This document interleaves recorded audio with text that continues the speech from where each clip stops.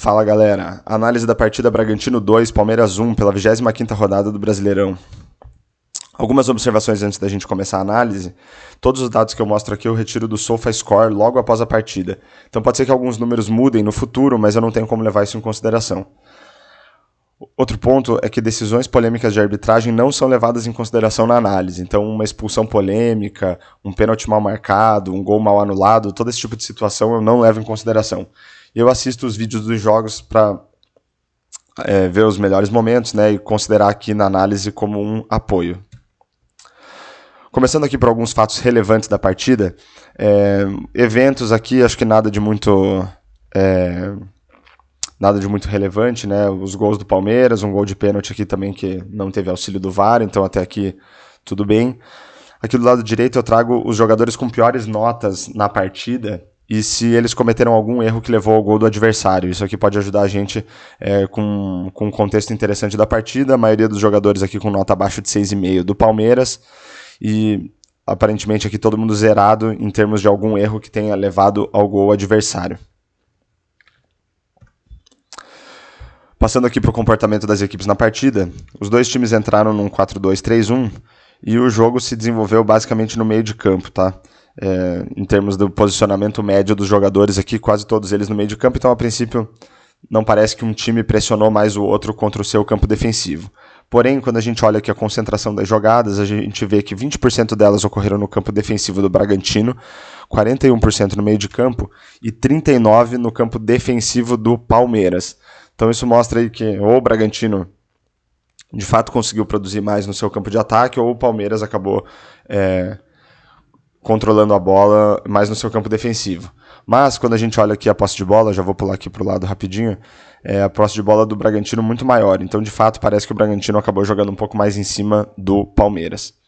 Voltando aqui para os gráficos, aqui embaixo a gente tem a análise qual time dominou o jogo ao longo dos 90 minutos. A gente vê aqui muito mais barras vermelhas, né, que representam o Bragantino. Então isso mostra que o Bragantino aparentemente controlou o jogo, apenas aqui com 2 momentos de mais pressão do Palmeiras, aqui logo após os 15 minutos do primeiro tempo e também aqui na faixa dos 30 minutos do primeiro tempo. De resto, basicamente, o Bragantino dominou a partida aqui num período mais intenso, desde aqui dos 5 minutos do segundo tempo, mais ou menos, até os 30 aqui, uma pressão mais forte do Bragantino.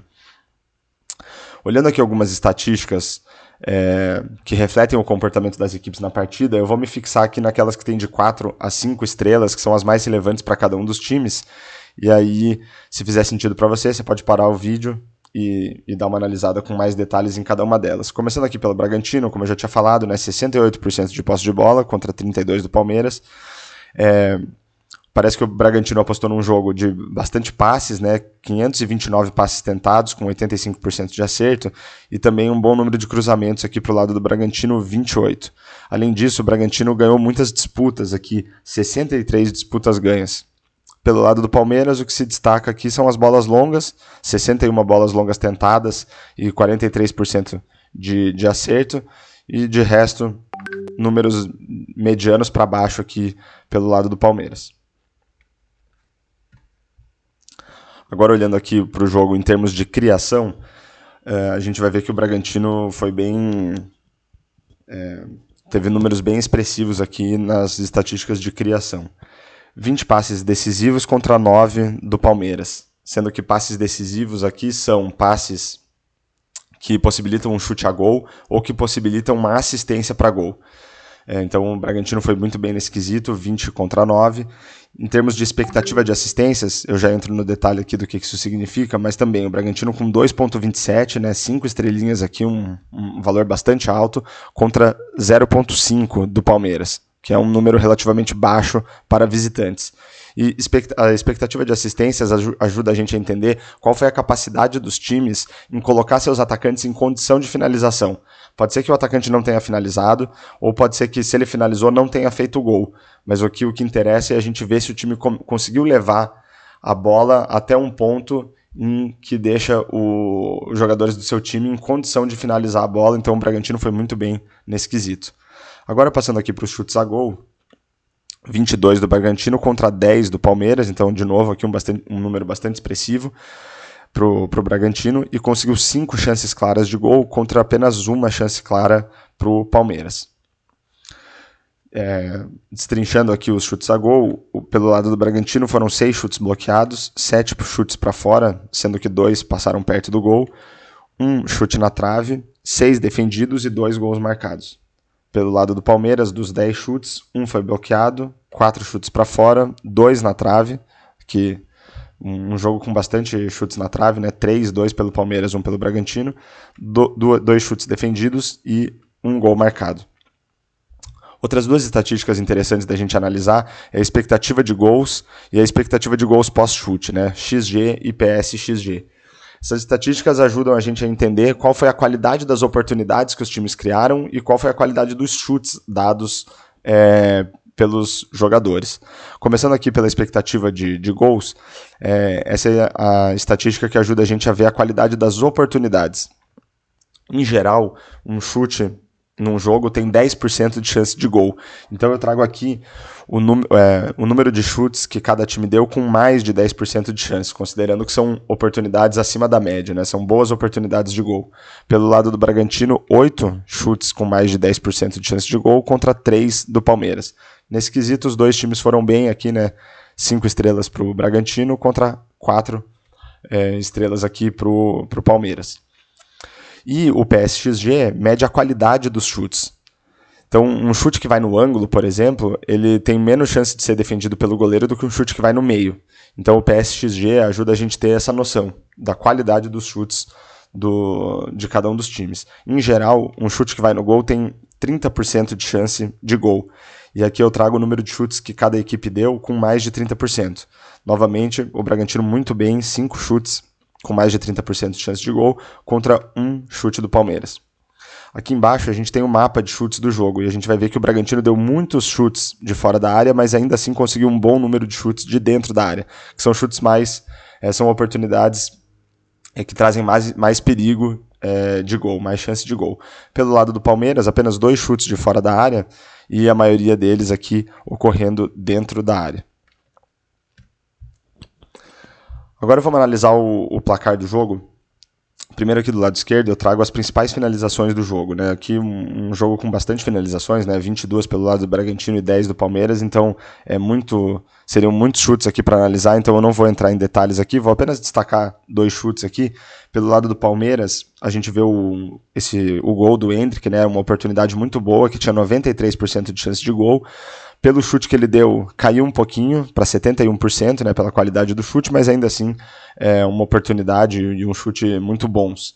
E pelo lado do Bragantino, vamos procurar aqui, o gol do Bragantino acabou não aparecendo aqui, mas vamos ver algum chute interessante aqui, por exemplo, esse aqui do Borbas, que foi um chute defendido, que a princípio era uma oportunidade com 19% de chance de gol, mas ainda assim a qualidade que ele deu no chute foi de 73%, né? Então um chute de boa qualidade, isso se o chute foi defendido pelo goleiro do Palmeiras, né? Então uma defesa importante aqui pelo lado do Palmeiras. E como que a gente consegue projetar o placar aqui? Através da qualidade das oportunidades e da qualidade dos chutes, a gente consegue projetar o número de gols que cada time deveria ter feito, e a gente consegue fazer algumas análises interessantes aqui. O primeiro ponto é que os 2 times foram muito bem na criação, né, na qualidade das oportunidades criadas. Pelo lado do Bragantino, pela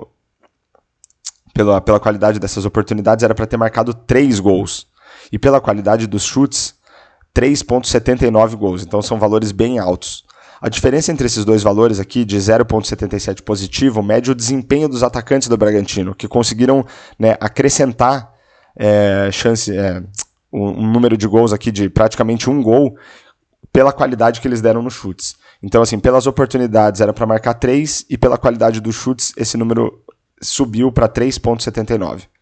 E a gente vê que o Bragantino marcou 2 gols. Então, essa diferença aqui de 1,79 positiva mostra o desempenho do goleiro do Palmeiras, que conseguiu evitar quase 2 gols do Bragantino. Então, aqui, apesar da derrota e de ter tomado 2 gols, o desempenho do goleiro do Palmeiras parece ter sido bom no jogo, bem bom, aliás. Pelo lado do Palmeiras, pelas oportunidades criadas, deveria ter marcado 1,51 gols e pela qualidade dos chutes, 1,22. Então, nesse caso aqui, é uma diferença negativa de 0,29, que mostra que o desempenho dos atacantes do Palmeiras não foi tão bom. As oportunidades gerariam 1,51 gols e a qualidade dos chutes reduziu para 1,22. E o Palmeiras conseguiu marcar um gol.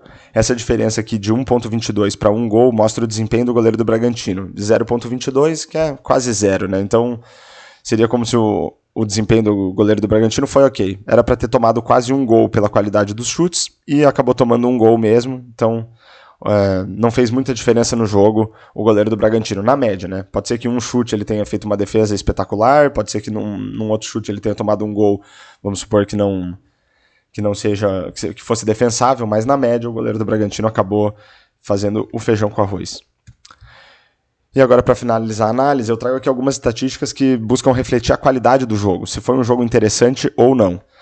A gente vai ver aqui que pelo lado do Bragantino, praticamente todas as estatísticas com 5 estrelas. Então isso mostra que pelo menos pelo lado do Bragantino foi um jogo bastante interessante, bem legal. Pelo lado do Palmeiras, a gente também teve bastante estatísticas aqui com 4 ou 5 estrelas, apenas algumas aqui com valores um pouco mais baixos. E quais são essas estatísticas?